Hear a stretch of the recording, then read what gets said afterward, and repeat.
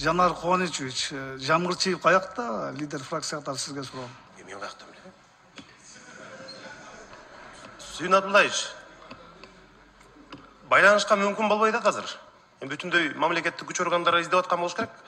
Мага жеке өзүмө мындай байланышка чыккан жок. Мен билбейм, чынын айтсам. Жок, бул жерде сиз жаңылышасыз. Биз аны издеген жокпуз. Биз бүгүнкү күндө Жамгырчиевди издеген жокпуз. Так, себеби аны издей турган негиз жок. Аны кармай турган негиз жок азыркы күндөчү. Кантип кармайбыз биз аны? Мыйзамды бузбаса, депутат болуп турса, ошондо биз издеген жокпуз. Эгер силер бүгүн жанагы макулдукту берсеңиздер, ошондо деле издебейбиз, честно говоря. Муну издеп алып келип камай турган кылмыш эмес. Бул өзү келиш керек. Эмил Эркинович, бизди угаткан болсоңуз, келе бериңизди айтып коеюн анда. Айтыңыз, мен гарантия берем, камалбайт.